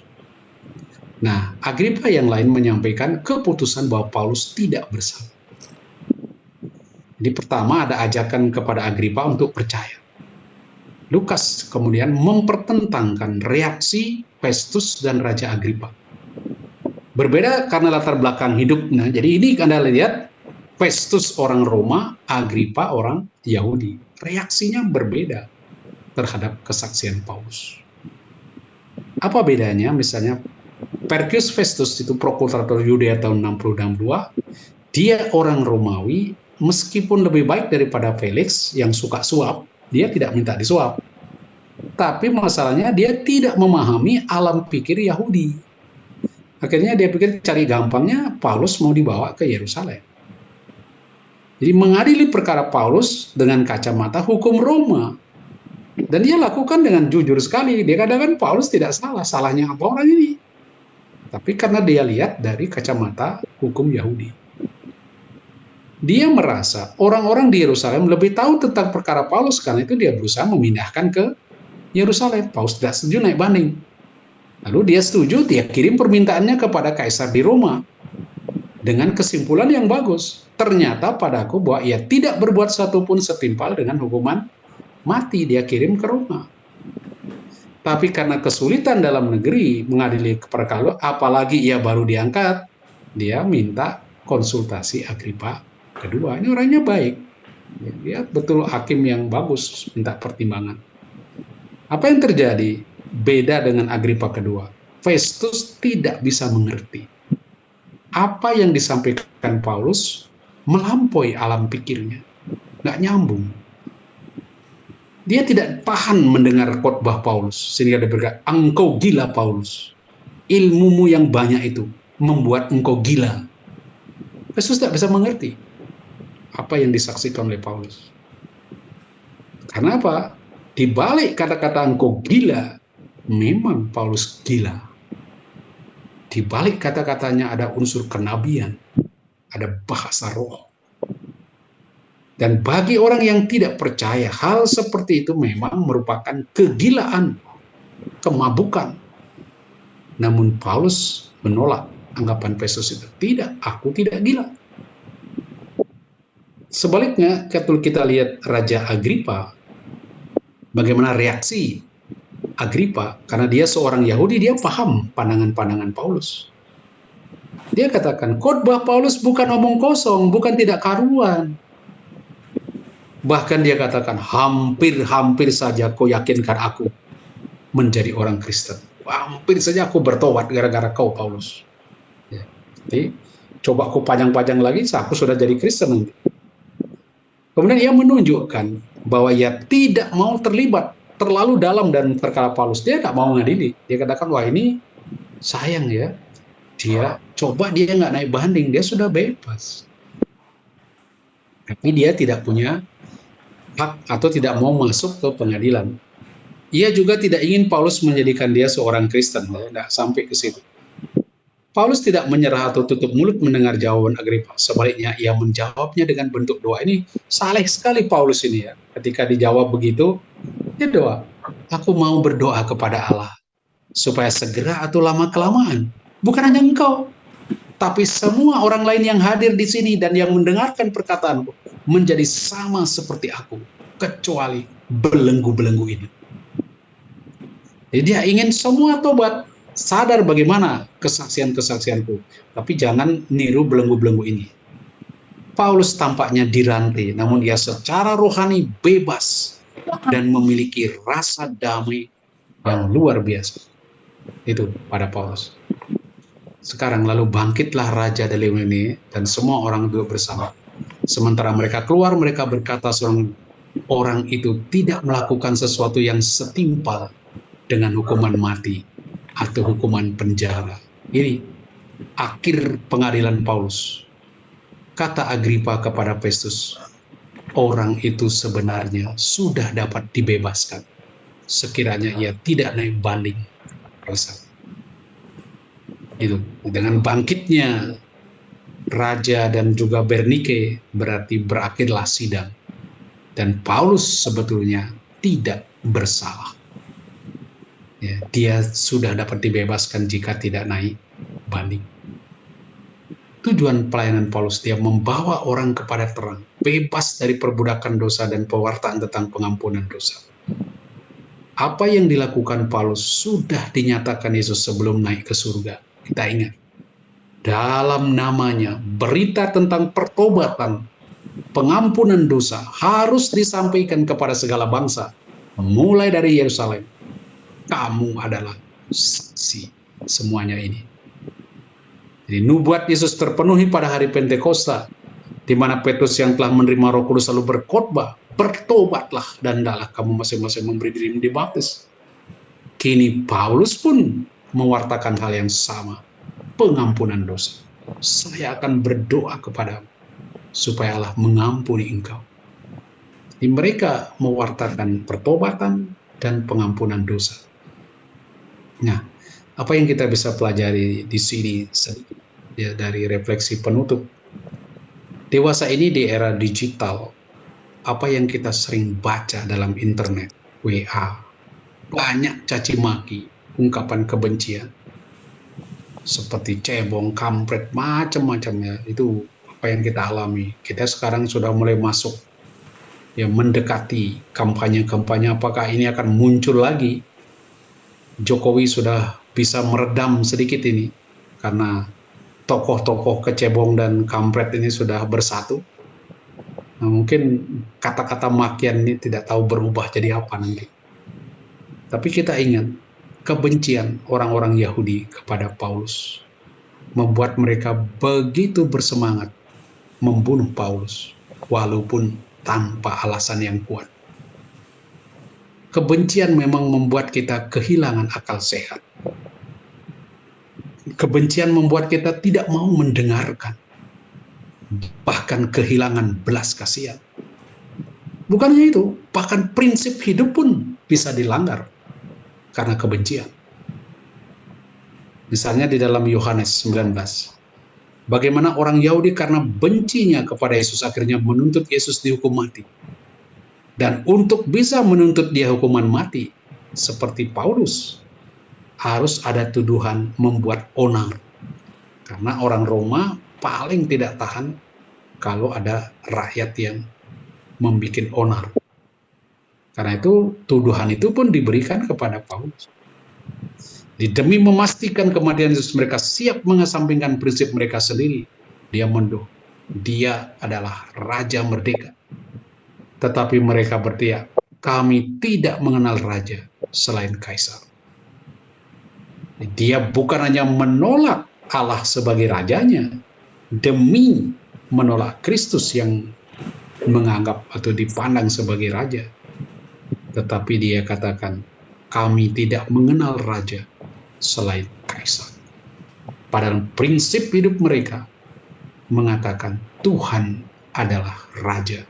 Tapi demi mewujudkan kebencian mereka kepada Paulus, mereka katakan, kami tidak memiliki raja. Ya, Tuhan adalah raja mereka sebenarnya, tapi di sini dia katakan, kami tidak mengenal raja selain Kaisar. Prinsip dasar mereka melihat Allah sebagai raja dilanggar demi kebencian kepada Paulus. Itulah kebencian membuat orang Yahudi kehilangan akal sehat, melupakan kemurahan hati dan belas kasihan, keadilan, bahkan prinsip, dan terutama Allah sendiri dilupakan. Jadi mari kita mengikuti gerakan Kristen. Seperti Amsal katakan, kebencian menimbulkan pertengkaran. Orang bebal dimatikan oleh iri hati. Karena iri hati bapa leluhur kita menjual Yusuf ke Mesir. Oleh karena ini kesempatan kita membalas kebencian, iri hati orang-orang Yahudi dengan kasih, dengan pengampunan. Di iman yang dewasa terungkap dalam kemauan untuk mengampuni. Kurang lebih begitu, mohon maaf ya, mungkin pas ya, sudah bisa 90 menit, silakan kalau ada pertanyaan. Jadi maaf tadi cepat di awalnya, tapi paling tidak Anda bisa membaca 25 bab seluruhnya ya, rangkaian ceritanya, sehingga jelas bagaimana prosesnya Paulus ditangkap, kemudian diadili, dan ditutup dengan naik banding ke Roma. Oke, silakan kalau ada pertanyaan atau tanggapan atau sanggahan, silakan. Ya, baik. Terima kasih Pak Paskalis. Penjelasan yang naratif sekali, sama seperti mendengarkan dongeng cerita begitu ya. Tapi menarik sekali episode kisah para rasul ini, sangat menarik seperti cerita begitu. Tapi banyak nilai-nilai yang bisa kita ambil dari seperti tadi yang ditayangkan sebagai penutup, bahwa kita bisa merefleksikan ya bagaimana kebencian itu bisa kita bisa melanggar semua apa yang kita yakini, prinsip-prinsip hidup yang kita anut, semua bisa kita gadaikan karena kita membenci seseorang. Baik, ini ada beberapa pertanyaan Pak Paskalis yang sudah masuk. Yang pertama-tama ini ada yang bertanya bagaimana akhir hidup dari Rasul Paulus ini, dan kalau apakah makamnya sampai sekarang ini masih ada Pak? Dan bagaimana kita bisa melihat atau membaca cerita dari akhir hidup Paulus ini? Di Roma itu ada makamnya Santo Paulus, itu di gereja San Paolo di Trastevere. Jadi ada gereja, ada 5 basilika besar, selain Basilika Santo Petrus di Vatikan.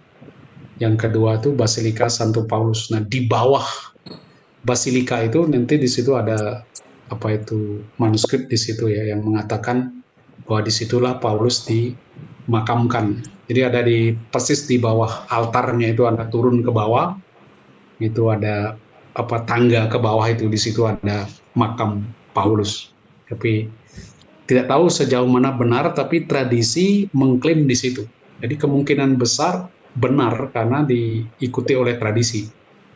Nah, tradisi lain yang mungkin lebih berbau dongeng, karena diceritakan Paulus meninggal sebagai martir itu di Roma juga, karena dia meninggal juga di Roma. Itu ada tempat namanya Tre Fontane, di 3 mata air. Itu kabarnya, itu kan ada gereja di situ sebelahnya. Itu ketika Paulus dihakimi kemudian dijatuhi hukuman mati, dia dijatuhi hukuman berupa pemenggalan kepala. Di ketika kepalanya dipenggal, itu kepalanya jatuh lalu melompat 3 kali. Jadi jadi 3 kali lompatan kepalanya, dan pada 3 tempat kepala itu jatuh, keluar mata air. Karena itu di situ disebut Tre Fontane. Jadi kalau Anda ke Roma, itu ada tempat namanya Tre Fontane, agak sedikit di pinggir kota. Biasanya orang-orang ziarah itu tidak ke sana, jarang sekali ke sana. Saya pernah ngajak satu rombongan ke situ, agak di pinggir, untuk melihat Tre Fontane itu. Itu jadi ceritanya seperti itu. Dia akhirnya dibunuh, dipenggal kepalanya 3 kali itu. Ya. Kalau bagian suka nonton Netflix, ini saya pernah lihat filmnya Paul, Apostle of Christ. Itu menceritakan tentang akhir hidup Paulus. Sejauh mana akurasinya mungkin bisa cari-cari referensi ya, tapi di situ ada film tentang Paul Apostle of Christ, Rasul Kristus Paulus di Netflix. Saya pernah nonton itu. Itu menceritakan akhir dia di penjara, kemudian bagaimana dia bersaksi dari dalam penjara itu, mengirimkan surat-surat dari dalam penjara itu. Kemudian yang berikutnya, ini ada yang bertanya tentang Paulus yang melakukan pentahiran di bait suci di bab 21 yang tadi bersama dengan 4 orang yang bernasar itu. Apakah tindakan itu sejalan dengan ajaran Kristen mula-mula saat itu, Pak? Dan apa gunanya dia melakukan itu?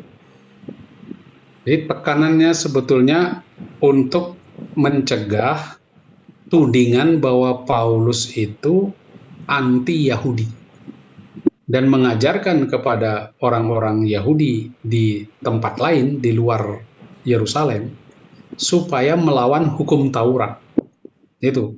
Karena itu orang Yahudi kan benci sekali kepada Paulus karena rumor itu.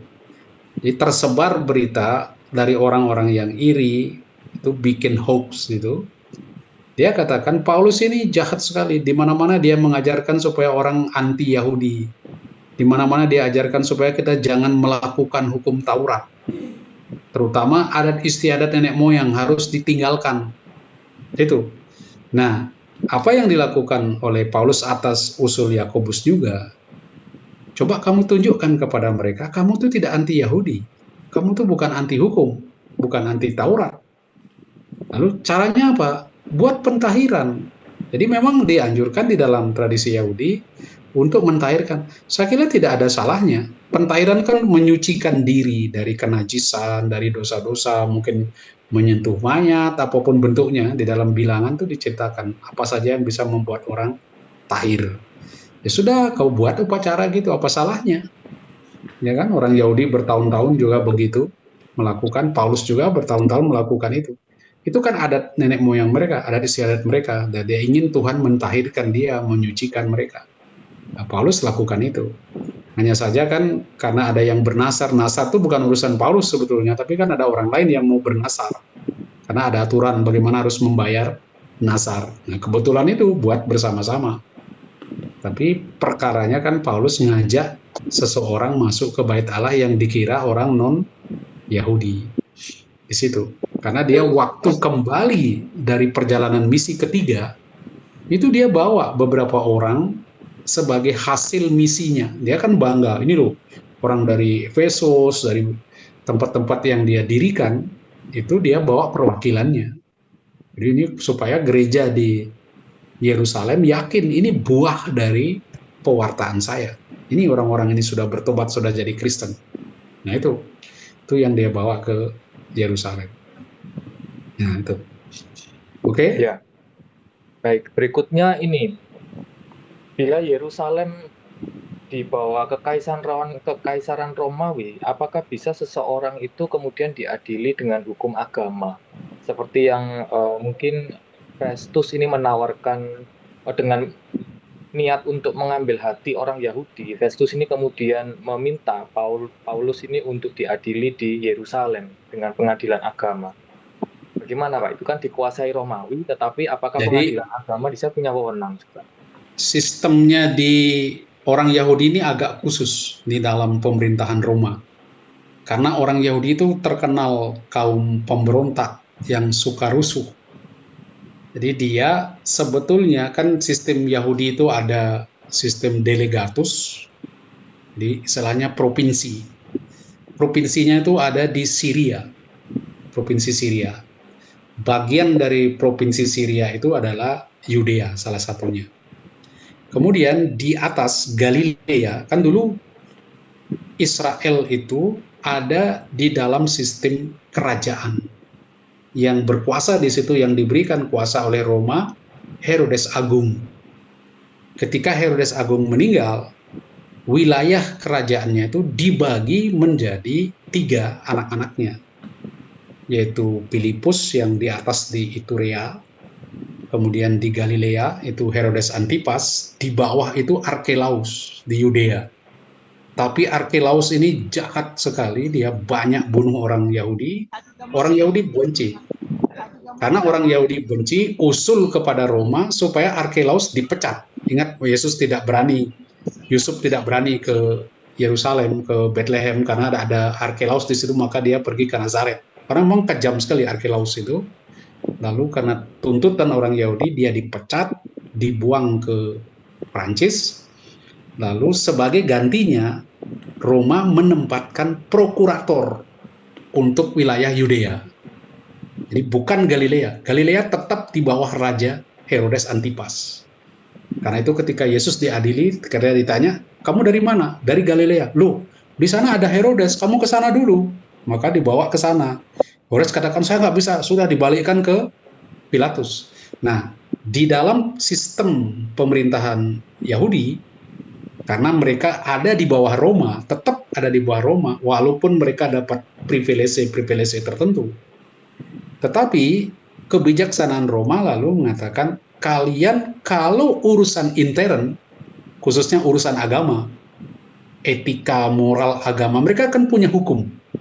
Diserahkan kepada orang Yahudi sendiri yang mereka sebut mahkamah agama. Itu otoritas tertinggi di dalam bangsa Yahudi. Otoritas ini mempunyai hak-hak menghakimi, mengadili, dan sebagainya perkara-perkara intern yang orang Roma tentu tidak terlalu tahu. Tetapi kalau sudah menyangkut hukuman mati, pemberontakan, makar, itu di bawah Roma. Karena itu, kalau mereka mahkamah agama menjatuhkan hukuman mati, dia harus lapor kepada prokurator. Nanti prokurator yang mengadili apakah bisa diberi hukuman mati atau tidak. Nah, itulah seperti perkara Yesus. Mereka putuskan, orang ini harus mati. Nanti dulu, bawa dulu ke prokurator. Prokurator lalu memeriksa apakah layak dia secara hukum Romawi dihukum mati. Gitu. Sistemnya begitu. Nah, kita lihat di dalam cerita di tadi, kan prokuratornya itu, Festus itu, tinggalnya bukan di Yerusalem. Sekali lagi pusatnya ada di Kaisarea Maritima, bukan Kaisarea Filipi, tapi Kaisarea Maritima yang dekat laut itu. Nah, di situ itu garnisumnya Romawi itu di situ. Semua tentaranya itu ada di sana. Lalu kadang-kadang prokuratornya pergi ke Yerusalem, karena Yerusalem kota penting orang Yahudi, dan di situ paling sering rusuh gara-gara Bait Allah itu. Paling sering kacau mereka di sana itu. Gitu. Ya. Bisa menjawab kurang lebih apa yang saya sampaikan? Ya, cukup jelas saya rasa ya. Kemudian ada yang bertanya tentang kewarganegaraan ganda yang dimiliki oleh Paulus, Pak. Dari mana itu Paulus mendapatkan kewarganegaraan itu? Tadi dikatakan dari kelahiran. Berarti orang tuanya apakah kewarganegaraan Roma? Lalu kemudian sepertinya Paulus ini ahli dalam berbagai macam bahasa, hukum, pemahaman budaya, banyak sekali yang Paulus ahli gitu ya. Dari mana dan kapan dia bisa belajar seperti itu, Pak? Terutama bahasa, Pak. Jadi jangan lupa, kalau kita lihat latar belakang Paulus, jadi latar belakang Paulus itu dari Tarsus.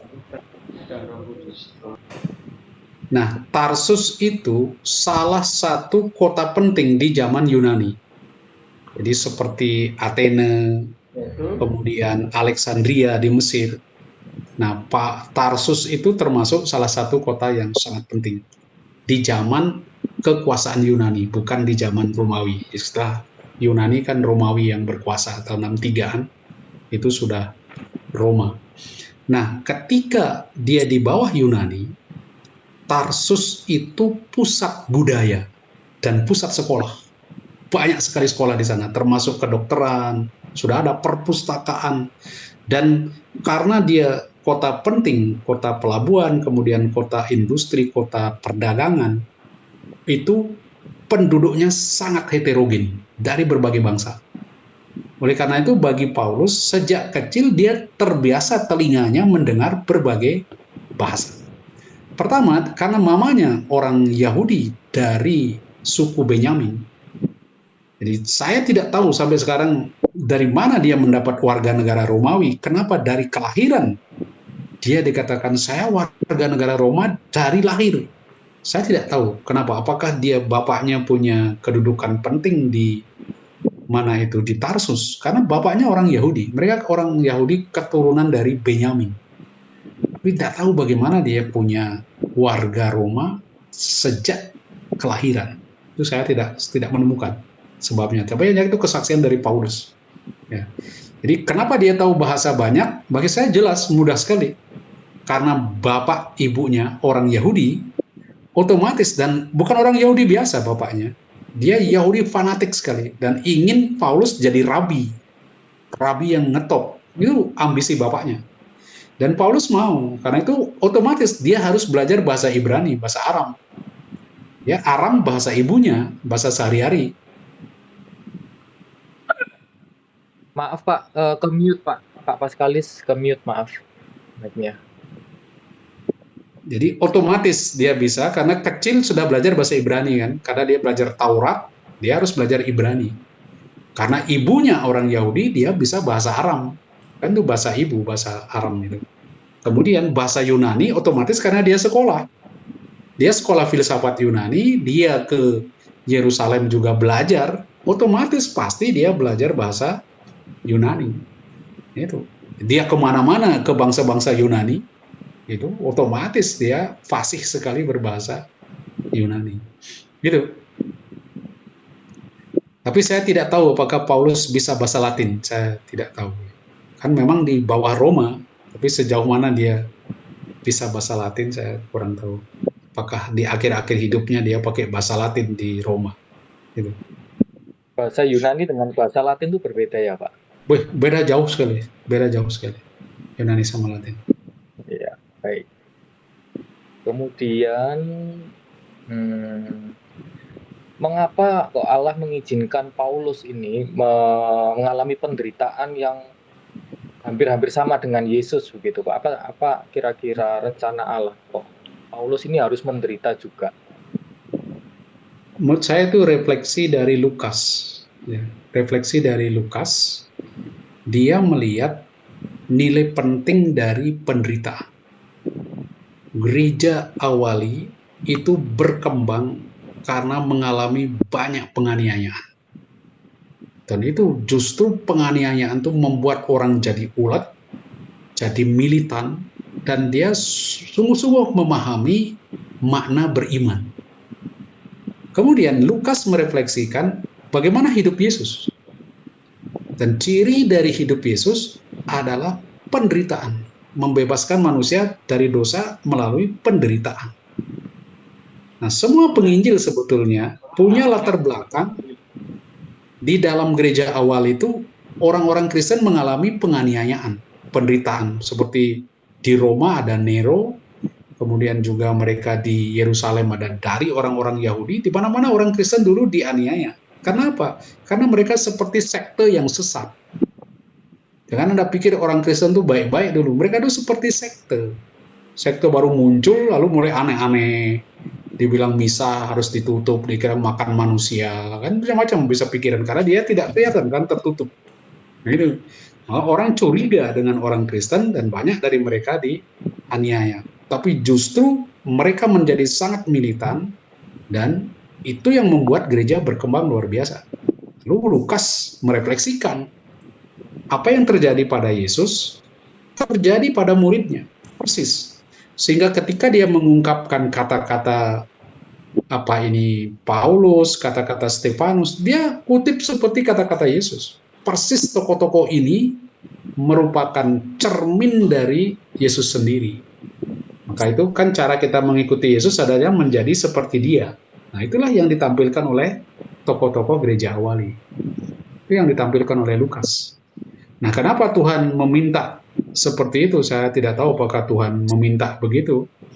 Tapi jalan yang ditempuh oleh Kristus justru jalan itu.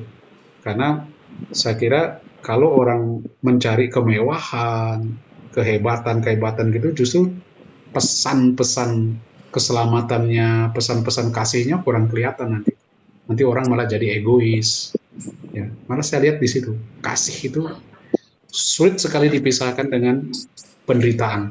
Nah, saya terakhir ya, cerita dengar yang sedikit menyedihkan bagi saya.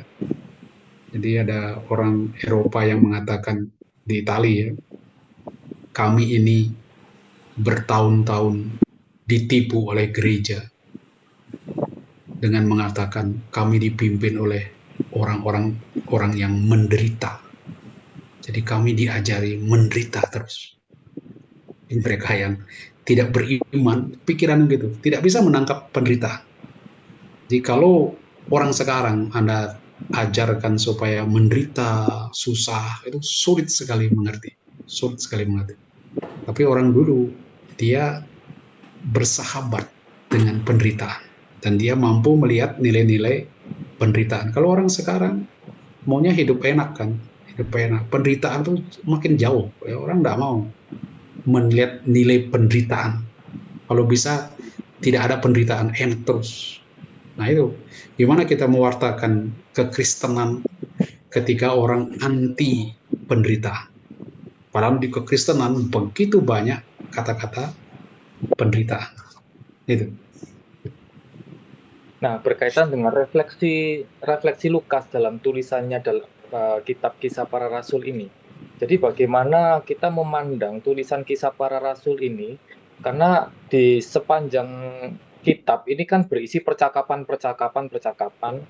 Nah, apakah itu semua percakapan memang benar terjadi demikian? Apakah ini sebagian besar adalah refleksi dari Lukas atau lebih kepada histori? Contohnya ketika Paulus melakukan pembelaan di depan orang Yahudi, di depan Raja Agripa, apakah yang dikatakan Paulus ini didengar langsung oleh Lukas ataukah itu hasil refleksi dari Lukas, Pak? Gimana kita memandang kitab ini dari segi historisnya dan juga dari segi refleksinya?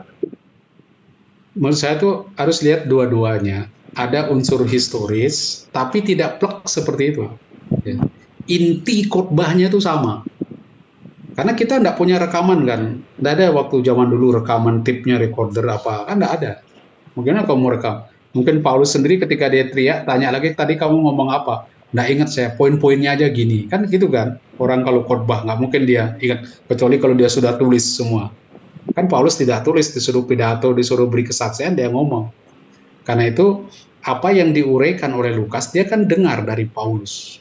Ya dengar dari Paulus cerita. Jadi poin-poin pentingnya, pokok-pokoknya itu, saya kira pasti ada. Itu yang diberikan, diterima oleh Lukas dari Paulus, kan dia dekat sekali dengan Paulus, jangan lupa Lukas itu sangat dekat dengan Paulus. Nah ketika dia menyusun, mengedit teks terakhir, tentu dia punya apa yang disebut frame teologis, frame kesaksian. Nah dia harus susun, karena itu Lukas katakan, saya atur ini menjadi urutan yang teratur supaya kamu mengerti, supaya kamu percaya bahwa apa yang dikatakan itu benar. Maka dia buat secara ilmiah. Jadi tulisannya tuh memakai metode di zaman dulu. Biografi di zaman dulu orang harus tulis modelnya begini, ada aturannya. Maka dia ikuti pola-pola penulisan di zaman itu. Jadi ada unsur historisnya, tapi tidak plek, tidak verbatim. Dia tidak verbatim, tidak kata per kata begini. Itu bagaimanapun tetap ada kehebatan si penulis dengan kemampuannya, dengan kekurangannya, lalu mengungkapkan inspirasi ilahi dengan membaca peristiwa-peristiwa sejarah itu. Di situ memang rumit ya, kitab suci itu agak rumit. Tapi dari situlah Allah menyapa kita, menyampaikan ini loh. Dari Paulus tadi itu kan luar biasa. Kita lihat suatu kesaksian, bagaimana orang yang sudah begitu mengalami Kristus, begitu terpukau oleh Kristus, dan dia merasakan seluruh hidupnya baru punya makna di dalam Kristus. Dia nggak takut apa-apa. Mati oke, hidup oke. Hidup kemana oke. Jadi ringan di dalam hidup Paulus itu. Seperti orang sudah di luar angkasa ya. Sudah begitu menyatu dengan Kristus, apapun dia hadapi. Nah, itulah yang Lukas mau tunjukkan. Kalau orang mau sampai pada iman yang dalam, ke persekutuan dengan Kristus, diharapkan sampai di situ. Dan ketika dia menderita pun, dia bahagia. Dia bahagia, dia bersorak-sorai di dalam penderitaannya bagi orang lain. Nah, itu yang orang modern akan sulit menangkap. Sulit sekali. Ketika tidak ada pengalaman akan Kristus itu. Sulit itu. Ya. Ya, baik. Ini ada yang bertanya tentang sisa-sisa bangunan Bait Allah sekarang nih, Pak. Kalau dulu kan tadi dikatakan Paulus membawa 4 orang itu untuk mentahirkan diri di dalam Bait Allah, dan kemudian orang Yahudi marah. Artinya orang bukan Yahudi dilarang masuk Bait Allah. Nah, Ya. bagaimana dengan sekarang kan sisa-sisa bangunan Bait Allah itu hanya sisa tembok ratapan di mana semua orang bisa ke situ, bahkan bisa masuk ya, ada jalan kan di sebelah tembok ratapan itu ada jalan menuju bawah-bawah, kita bisa sampai turun ke bawah itu kan semua orang akhirnya bisa masuk ke situ, Pak. Bagaimana ini, Pak? Zaman sekarang ini orang Yahudi sudah menganggap sudah Bait Allah sudah tidak ada, dan kemudian bisa dihadiri oleh begitu banyak orang dari berbagai bangsa gitu.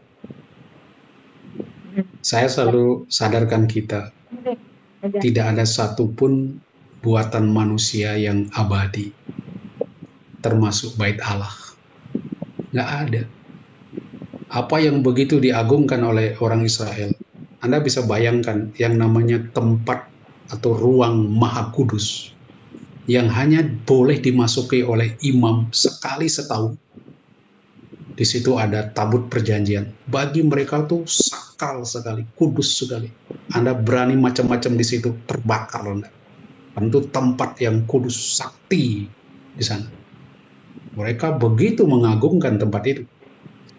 Tapi apa yang terjadi ketika Babel datang, diobrak-abrik, ditendang sana, barang-barangnya diambil, dirampas. Bingung mereka, beginikah tempat kudus itu? Kok dengan entengnya diobrak-abrik? Itu mereka mengalami krisis yang luar biasa.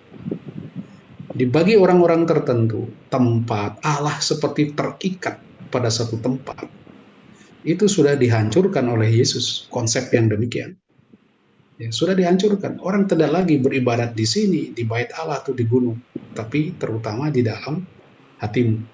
Nah, orang Yahudi sekarang yang fanatik bisa dipahami, karena kalau mereka bertahan dengan Taurat, diselamatkan karena melakukan Taurat.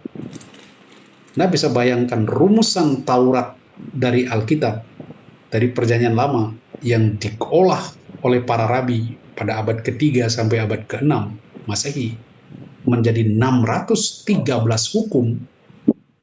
Anda bisa bayangkan dari 600 itu 200 tidak bisa mereka lakukan karena menyangkut bait suci. Gimana melakukan? Tidak ada bait suci. Dan bait suci sudah habis. Nah, mereka masih bernostalgia bisa melakukan itu. Tapi ya akibatnya apa? Timbul fanatisme mau membangun kembali bait suci itu. Saya katakan hukum-hukum itu banyak sekali dibuat oleh manusia. Bahkan itu hukum sipil. Hukum yang dibutuhkan di dalam masa pemerintahan raja-raja tertentu. Pengaturan ibadat-ibadat tertentu yang banyak dibuat oleh Pris di zaman pembuangan Babel. Kemudian juga rumusan-rumusan refleksi-refleksi lebih dalam. Tapi semua hukum dilemparkan kepada Musa. Sekarang Musa semua mendapat itu dari Tuhan